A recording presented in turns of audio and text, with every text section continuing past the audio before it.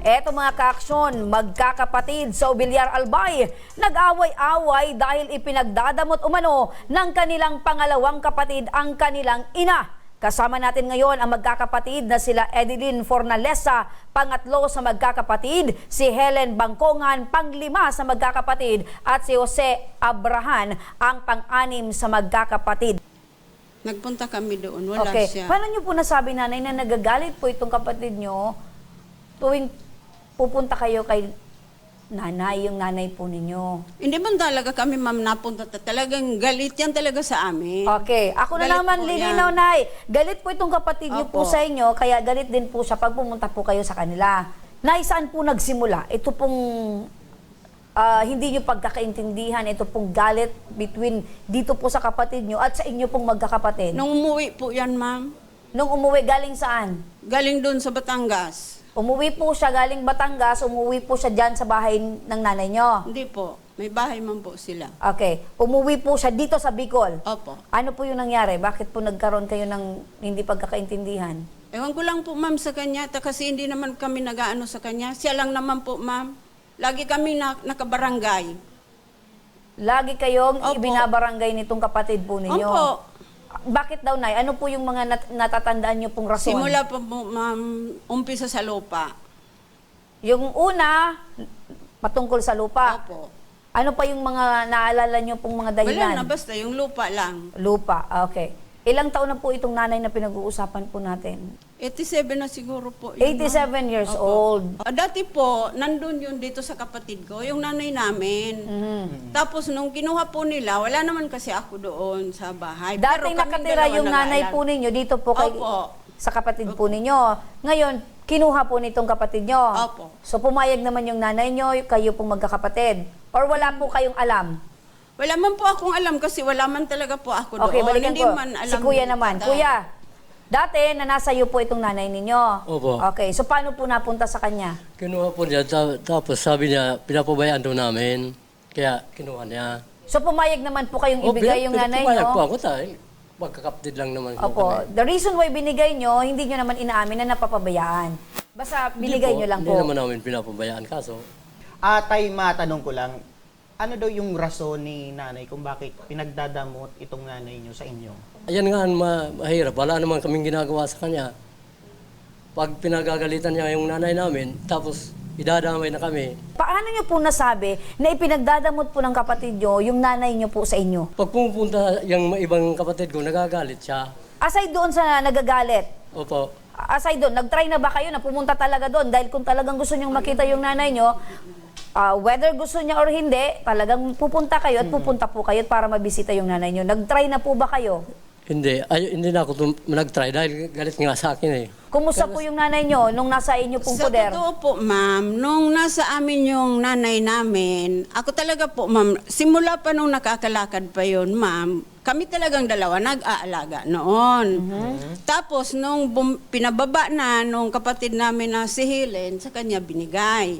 Di kami na nag-aalaga. Hindi naman namin yung napapabayaan. Siya lang naman ang nagsasabi na pinapabayaan daw namin. Saka laging nanghaharas yan pag napunta kasi doon sa bahay niya. Kaya Anong lagi klaseng silang- pangaharas ito, Nay, na Kung ginagawa? ano-anong sinasabi niyan, ma'am, kasi Tulad ng? Tulad ng ano? nang mumura yan, lahat-lahat. Kung sa aso nga, ma'am, hindi na pwedeng kainin, ang sinasabi niyan sa amin. Galit po ba lahat? po, Galit? lahat po. Kayong pito, galit po dito sa kapatid ninyo. Yung isa, yung bunso namin, medyo ano na niya. Opo, nanay, napakinggan nyo po yung lahat ng reklamo patungkol po sa inyo. Ito po ang totoo niyan, ma'am. Nay, Hindi lang kasi nila matanggap. Ma'am, ang nanay namin, nung umuwi kami diyan, may sariling bahay ang nanay namin. Ngayon, ito mga sumbong nila sa akin, nung medyo okay pa, as a daughter, ma'am, talagang nagiging concerned din ako sa ina namin. Kasi, yung una, ma'am, yung tatay namin, nagkasakit, halos lahat sila makapagsabi, ewan ko kung magsisinungaling sila, ako lahat sa akin, ma'am. Ngayon, nung itong nanay namin, nagsusumbong sila na ang nanay namin napapabayaan doon sa bahay namin. May bahay kasi yung sarili, ma'am. Opo, napapabayaan Oo. daw yung nanay nyo doon Opo, sa bahay kasi nyo. siya Sino na lang- po yung nag-aalaga doon? Actually, ma'am, talagang ang matanda, nagsusulo lang talaga siya doon. Okay. Nasa Batangas pa kami noon, ma'am. Kaya nung ang asawa ko magretiro sa imbis na ako sana, ayoko pa kasi Okay, medyo lumalayo po tayo na sa tanong ko. ngayon, umano po ako, nagdesisyon akong mag-early retirement din para umuwi at dahil sa sumbungan niya na yung nanay namin napapabayaan. So ibig sabihin po, Opo. Nay, nalaman po ninyo na napapabayaan Oo. yung nanay nyo, galing din po sa kanila. Kanila Pero din. yung nanay nyo po, nag-iisa pa lang doon sa bahay niya. Opo. Kaya ang nagdesisyon po kayo na umuwi para Opo. asikasuhin yung nanay mo. Ngayon, ang tanong ko na, totoo po ba na ipinagdadamot nyo ngayon ha, na nasa Opo, inyo po, opo. nasa puder po ninyo Yes, yung nanay ninyo, opo. gaano katotoo na ipinagdadamot nyo po sa mga Ma'am, kapatid mo? Galing na mismo sa nila na hindi sila napunta dahil nga galit ako. So hindi ako ma'am pwedeng magdamot. Ako ma'am, nangyari na yan na nung ang nanay ko nasa kanila, bedridden ngayon ang nanay ko ma'am. Actually hindi na po talaga. As in binubuhat na, nakita nila ma'am. So, maliwanag po, nanay, na hindi nyo po ipinagdadamot sa Hindi kanila po, yung ma'am. nanay nyo. Galing It's sa kanila. only that sila po mismo hindi nagtatry. Yes, ma'am. Dahil siguro Sabi nila na nagagalit. Yan. Na andito tayo para tayo'y magkaayos. Lahat kayo inuunawa ko para tayo magkaayos. Ako ang sinalita ko. Kayo, may mga kahalong kasinungalingan. 2 bis, ma'am, pinuntahan ko ang nanay ko kasi papalitan nga ng diaper. At umiiyak na. Sa totoo lang, ma'am, na ibarog ng kapatid kong bunso, siguro sa awa or kung ano man. Kasi yung diaper, ma'am, ng nanay ko, halos puputok na. Punong-puno na. Punong-puno na. So, As ibig in, sabihin- may dumi pa. Aha. So, hindi ako, ma'am, ang may gawa. Kasi ako magpapalit. Ngayon, siguro sa awa ng kapatid ko na bunso, inano niya ang upuan. Na hindi ko po Naaburido yung kapatid nyo Opo, dahil kasi sa nakita sitwasyon. niya, Okay, opo. pakilapit lang, Nay, ng sa mikropono. sitwasyon nung matanda. So, sa tingin nyo po, yung diaper na gamit po ng nanay nyo, matagal na pong hindi napapalitan. Siguro po, ma'am. Okay. Eh di sa akin, ma'am, umaga't hapon pinapalitan ko, umaga't hapon binibihisan ko ang nanay ko. Sa totoo, yung sinasabi nilang, yung ako nagpapalit ng diaper ng nanay namin. Ma'am, mag-isa ako, bagong yung nanay namin, na mild stroke yon. Sabi ko doon sa nanay namin, ma'am, sinabi ko na yun sa kapatid ko, kay Helen, na hawakan mo yung kabilang mong kamay. Mag-isa akong nagdadiaper, ma'am ha, hinahawakan ko. Isusuot ko yung diaper. Nabitawan nung nanay namin yung nakaganon doon sa higaan. Yun, siguro ko nagsumbong doon sa bunso namin, baka akala, ma'am, na Inaaburiduhan mo. nag-aburido. ang- Ma'am, sa totoo, hindi ko po Ibinagsak kayang daw, ma'am. aburiduhan yung nanay namin. Hindi kagaya ng ginagawa niya na pag nagpapalit siya, kunwari iiyak. Kung ano-ano sinasabi sa nanay namin. Kaso ma'am, wala kaming video. Pagkatapos, ito ang pagbubuntungan niya.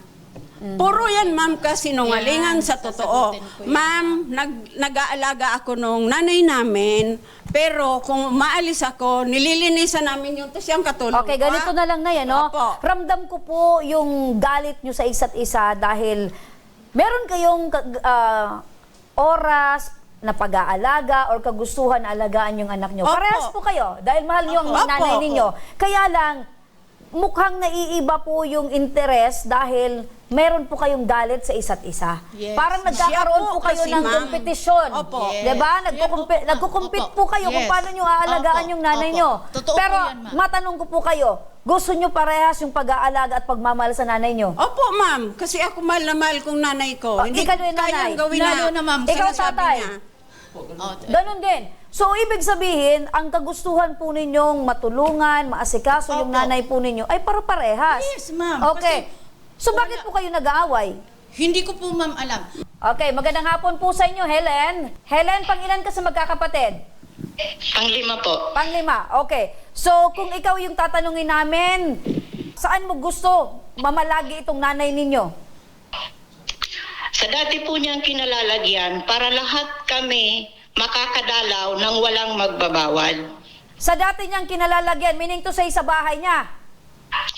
Pwede sa bahay niya o diyan po sa kapatid namin na Okay. kay Jose o kay Manay Dilen. Kung sa bahay niya, sino yung maiiwan? Sino mag-aalaga sa kanya doon? Nasaan po kayo ngayon? Nandito po sa Caloocan. Sa Caloocan. So meaning to say, kayo po ay hindi nyo po maaalagaan yung nanay nyo. Maaalagaan ko po siya, ma'am, tuwing bakasyon. Okay. Alam niyo po, ma'am, ganito po yan.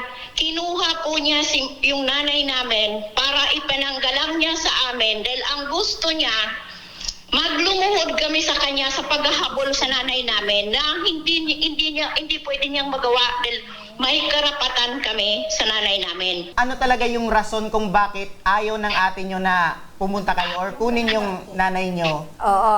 Ang tanong ko, ano yung meron kay nanay? Bakit kailangan gamitin ni Armeda itong nanay mo? Meron bang pensyon itong nanay mo na napakalaki? Meron bang ari-arian itong nanay nyo na kailangan si Armeda ang manginginabang? Ano ba? Hindi po sa ari-arian. Yung gusto po niya, magmakaawa kami sa kanya para makita namin yung nanay namin o makasama namin yung nanay namin. Okay, so Yun ang ibig ko pong sabihin. tanungin ko, Helen, si Armeda. Armeda, eto bang nakikitang dahilan or nirarason ng kapatid mo na parang nilalayo mo talaga yung nanay mo? Parang napakababaw naman na Opo. dahilan na Yun. gusto mo lang Opo. na sarilinin or Opo. ipagkait yung Yun, nanay mo. ma'am. Ang ibang mga anak, bala ka, at least hindi mo na papabayaan yung nanay natin. Ako magtatrabaho lang, magpapadala na lang, ako Opo. tutulong na lang. Pero sa case ninyo, iba. Iba. Kasi pinag-aawayan nyo ng nanay nyo na wala naman palang yaman, wala naman palang hidden agenda itong si Armeda. Yes. Diba? Wala naman. Opo. So, nanay, mukhang masama naman po talaga yung pagtingin nyo po dito kay Opo. Armeda na hindi naman pala ipinagkakait po sa inyo, tatay, yung nanay po ninyo. Sila po ang... Hindi po pinagkakait. Ano po yung sinabi nilang mag-asawa na pag tumungtong pa ako uli na dadalawin ko yung nanay ko, papatayin nila ako, tatantarin ako. Sagot na. Nakaalis po ako, hindi na po ako nakapagpaalam sa nanay ko. Ano po ba ang tawag niya dyan? Okay, Hindi po ba Helen, yung pagkakait? nanay Armeda, sinabi. Yes, inaamin ko, ma'am. Sabi ko sa kanya, pero tanungin niyo siya, ma'am, kung ano ang ginawa. Nung gabi, ma'am, Makilapit po. nung gabi, ang nanay ko pinipilit na kaunin yung kapatid namin na bunso. Ngayon, hindi ko na nga, tinawag ko na, hindi naman napunta, so hindi ko na inanuhan. Sinabihan ko ang nanay ko, hayaan mo na at ayaw pumunta. At nandoon nga sila. Ito yatang asawa ko, ma'am, siyempre naaawa yung matanda, nahiyaw, tinatawag talaga yung kapatid ko. Ngayon, kinuha ngayon si flashlight, hinangi sa akin at gabi, ma'am. Sabi niya, kukunin ko, pupuntahan ko. Ang hinahanap, yung kapatid kong bunso. Minura niyan, ma'am, ang asawa ko na ang asawa ko'y natulong pa nga sa akin. Okay, nanay, wait lang, nanay Armeda, parang sanga-sanga na po yung mga Opo. kwento natin. Ngayon, ang tanong ko, nay, kung pumunta po itong si Helen, itong mga kapatid nyo para dalawin yung nanay mo, welcome po ba? Wala, ma'am. Ako sinasabi ko nga sa kanila kasi minsan hindi ito mga makapagsisinungaling. Naririnig nila kasi ang nanay ko nga, ma'am, sinasabi ko, bingi. Sabi niya, ayun, ayun, sino yun? Si Jose, yung anak mo, hindi man lang napunta dito. Na imposibleng hindi nila maririnig. Nandoon sila, ma'am, bakit hindi nila dungawin? Kasi nga, nay, binabakuran nyo daw yung bakod nyo. Bakod ang bahay talaga namin, sir, talagang as in may bakod. Kasi nagkakauso ang nakawan.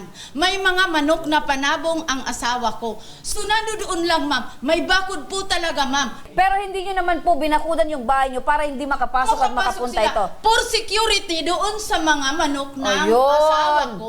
Yun naman pala. Doon tatlo ang gate. Anytime na gusto nilang pumasok, Welcome. welcome sila. Bilang kapatid mo po sila, welcome sila. Opo, ma'am. Yon, malinaw. Sige, dito Sila naman lang tayo, lang nay. nag-aano Kasama rin natin ngayon si Kapitan Blandino Lumangaya ng Barangay White Deer, Ubilyar, Albay. Napakinggan niyo po yung alitan, away nito pong magkakapatid. Ano po ba yung status o pagkakakilanlan niyo po dito sa magkakapatid doon po sa barangay niyo? Bali po, nung unang pinilitan kong kapitan, lagi na po silang nakablatter doon sa barangay. Alos ayaw na ng kapitan ng una na laging pupunta sila. So, ibig sabihin, kada may blatter patungkol sa pamilyang ito, ayaw na i-blatter ni Kapitan, bala na kayo Oo, kasi away magkakapatid. Oo, away magkapatid dahil pagka inaayos sila, taga-away sila sa loob ng barangay hall. Yun ang ginagawa ng... Nakakaya, no? Opo, Por respeto kasi sa Kapitan, doon pa magkakapatid naman sila nagkakaaway. eh. Oo. Eto ba, Kapitan, alitan nila, meaning to say, since yung dati pang mga kapitan, meron na talaga silang alitan. Mayroon po, Pero ma'am. patungkol pa rin po sa nanay nila. Hindi ko po alam kung ano yung alitan nila na ano kasi yun ang anong na ano ko sa kanila kasi yung unang kapitan yun ang pag laging inaayos sila parang ayaw na ng kapitan na ayusin sila dahil nag-aaway sila doon sa Oo, harapan so ng parang barangay. walang nangyayaring solusyon, Opo, kundi ma'am. bangayan. Opo. Kaya ang maisasabi ko lang sa inyo kasi magkakapatid kayo, sana alisin na niyo yung mga away ninyo na kung magulang lang ano ninyo, hindi pinagkakaintindihan, nandiyan yung magulang ninyo. Halos hindi naman magtatagal si nanay kasi matanda na rin. Kap, narinig nyo na willing naman si Nanay Armeda na ipabisita yung nanay niya. Pwede ba, Kap, sa barangay nyo mismo, pwede na silang mag-usap para sa Okay po, formal? sir. Oo, pagagawan ko sila ng agreement na nandoon, nakapirma silang lahat na wala na silang gagawin. Hindi silang- Opo, bago makarating sa barangay po ninyo, Kap, dito, ayusin natin, ano? Okay Para po, sa ma'am. pagdating po sa barangay ninyo, ay permahan na lang. Opo, ma'am, opo. Nanay Armeda, willing po kayong pabisitahin po itong mga kapatid po ninyo sa bahay nyo? Anytime. Anytime. Anytime. Ayun. Na gusto nila, ma'am. Anytime. Ito, advice ko lang po sa inyo. Ang magulang, Magulang. dapat po paligayahin na lang po natin sila. Dapat po pasayahin kung ano yung kailangan, ibigay as much as possible, peace of mind, maibigay po natin sa kanya. 'Di ba? So 87 years old, ilang taon na lang yan mamamalagi sa mundo. Dapat po, ang nakikita po niya sa inyo pong magkakapatid, ay nagkakasundo po kayo. Opo. Okay, so ang pinaka-objective po ninyo, mabisita, makita, maalagaan yung nanay po ninyo. Opo. Opo. Pero mangyayari yan, dapat kayo mismo magkakapatid, magkasundo. Nay, gusto Nay. niyo pong maayos po yung relasyon niyo bilang magkakapatid? Gusto ko lang po, ma'am, sa nanay ko. Ano sa nanay mo, Nay? Yung kami lang nung nanay ko, ayoko na makipag-ayos dyan tayo. Hindi naman yan... Balikan kita, Nay. Lipat ako kay Tay. Tay, kayo po bilang lalaki sa magkakapatid, gusto niyo po ba na maging maayos yung relasyon niyo po magkakapatid? Opo. Opo, Tay.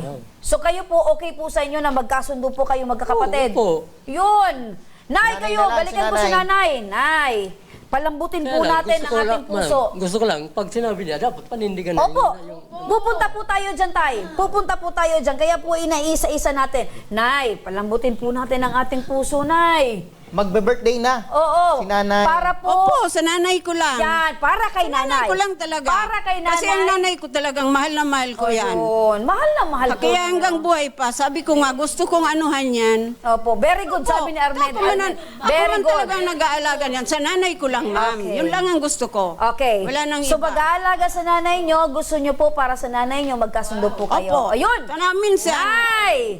Dahil kayo po yung matanda, nanay, pwede po bang kayo na po yung lumapit sa kanila? Punta po Okay, kayo sa gitna. pupunta po ako, ma'am, sa gitna. Yan, Nay, nanay. Ayaw ko lang na... ayaw anuhin ako ayaw ang nyo umano lang sa po kanya ikaw yung kasi lumapit. panganay Sige, gitna. ako. Ma'am, panganay naman, ako Nay. Opo, sa kanya. gitna. Nay? Sige na, para Gawin sa niya nanay kung nyo. ano ang nararapat Para gawin. magkaayos na. Yun. Okay, magkaharap po kayo. Magkaharap kayo, Nay. Okay, yan Okay, na. kaya ko siyang ma'am harapin, kaya ko siyang Yan. titigan na mata sa mata. Nay, dapat po, dahil kayo po yung panganay, Yes. matanda na din po kayo, Nay, kaysa Opo, sa amin. opo. Pero naiintindihan nyo yung sitwasyon nyo. For the sake po ng happy family, Please naman, ang tingin mo, tumingin ka sa akin Oo. kung talagang ikaw ay willing, ma'am. Okay, sige, Nay. Ano na ako, ma'am, yan? Tanong asawa niyan, sinampal na ako nung sa barangay. Okay. So meron po talaga kayong ano. Mayroon, ma'am. So Mayroon hindi na lahat po ng natin mga maaalis barangay. po Opo. yung mga dating sugat Opo, ma'am, na talaga. naandyan. Pero may Tama kasabihan, asawa niyan. may kasabihan po, Nay, na ang Okay. sugat ay hilom din. Hindi, pero may Pero natitid sa na nanay ko ko, ng ma'am. piglat na. Eto si Tatay. Tay, kayo po yung lalaki, Tay. Kita mo? Oh. Ma'am. Ano po? Di man, ma'am. Sorry, ma'am. Pero talagang hindi ko kaya. Yung asawa niya, sinampal Okay, ako, kung ma'am. hindi mo kaya. Yung asawa. Tanungin mo muna ang sarili mo kung bakit nangyaring ganun, ma'am. Okay? Okay, so bigyan natin ng iba pang oras Opo. para lumambot at Walang humilom problema yung ma'am sugat. sa akin. Walang problema Kasi sa akin. po nanay, kayo po pa kasi meron pa kayong paduro-duro. Dapat po nanay, kung talagang gusto nyo magiging maayos, soft-spoken at the same time, yung gesture po natin. Walang problema ma'am sa akin. Walang problema, pero talagang authoritative kayo, nay. Kaya pala talagang meron pong galit itong magkakapatid sa inyo po. Talaga naman po, ma'am. Oh. Hindi kaya, ma'am. Sabihin ko sa'yo, Okay. hindi kaya. Sige, Talaga. kami po dito ay umaasa po na darating po yung araw na kayo po mismo ay magkakasundo para po sa inyong nanay. Isang gabi, ang nanay ko umiiyak. Ang ipinakikiusap, magkasundo daw. Iyon nga ma'am ang ano. Mga ka-action, abangan nyo po sa aming Opo. susunod na episode. Ipapakita po namin na ito pong pamilyang ito ay magkakasundo po para sa kanilang nanay. Itutuloy po natin itong usapan patungkol po or usapin patungkol po dito sa problemang ito sa kanilang barangay. Sa barangay White Deer, kasama si Kapitan.